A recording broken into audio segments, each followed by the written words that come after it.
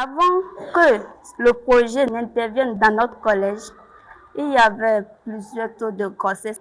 À présent, on a enregistré 0 grossesse en milieu scolaire au CG Kobli. Nous allons vous parler de la santé sexuelle et reproductive, mais le thème sur lequel nous allons nous baser ce soir surtout et vous expliquer, ce serait sur la gestion des menstrues. Depuis qu'on a commencé, ça fait 3 ans aujourd'hui, les élèves qui, au départ, avaient peut-être peur de parler de ça, en parlent sans peur. On va donner une définition pour ça, ce conseil de la grossesse en milieu scolaire. D'accord? On va donner les causes, les conséquences, les manifestations. Et si possible, on va se donner des conseils. Qu'est-ce que vous entendez par grossesse en milieu scolaire? Oui? C'est un élève qui tombe enceinte au milieu de l'année. Merci, un bon pour elle. Par rapport aux informations reçues sur la santé sexuelle et reproductive, moi je pense que j'ai assez appris parce que ça m'a permis au moins de savoir comment me comporter.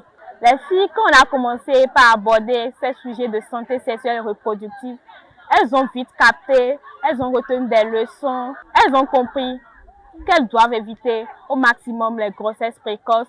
Ça a diminué les grossesses précoces au sein de nos communautés. Et en plus, ça a beaucoup changé quand même les filles.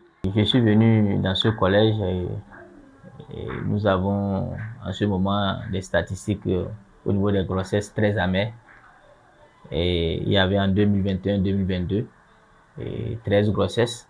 Je crois que donc c'est très important que l'information sexuelle soit vraiment partagée à l'école. Aujourd'hui, au CEI de Tourcoing, il y a plusieurs filles qui sont maintenues à l'école. Et nous avons constaté même qu'il y a même plus de filles au premier cycle que de garçons. Vous voyez, c'est vraiment très beau. Et la plupart des filles qui franchissent le second cycle n'abandonnent plus. C'est le constat que nous avons ici. Et l'année dernière, au baccalauréat, il y avait plus d'admis au niveau des filles que de garçons.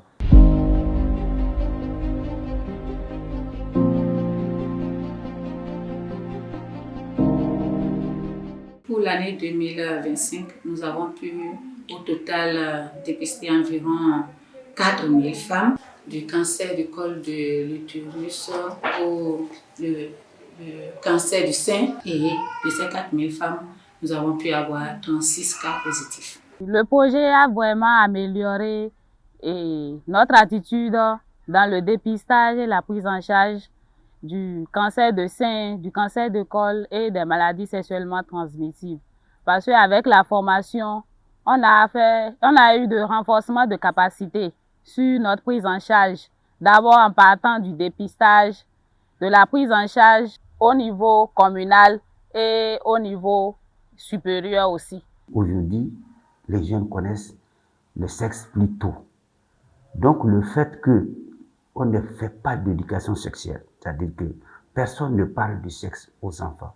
Il rentre dans un milieu qu'il ne connaît pas, il va apprendre de lui-même. Il peut apprendre ça dans des conditions très mauvaises. Donc la première conséquence, c'est les grossesses indésirées, les grossesses précoces et les IST.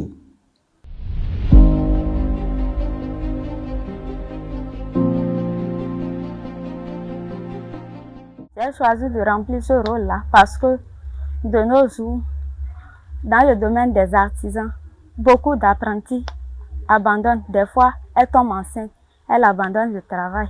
Soit c'est une infection, elle va attraper. Elle serait obligée de laisser son travail pour aller traiter l'infection là avant de revenir.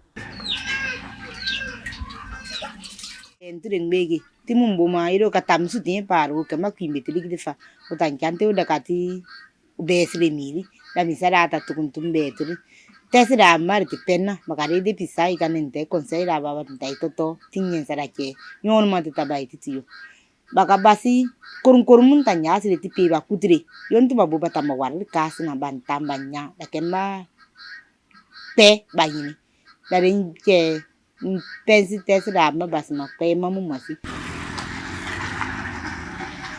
Je suis très contente de la formation parce que ça m'a permis de me prévenir du cancer du sein et aussi du col de l'utérus. Parce que tout ce qu'on m'a appris, j'ai appris ça aussi à mes amis. Aujourd'hui, je sais comment me protéger pour éviter une grossesse.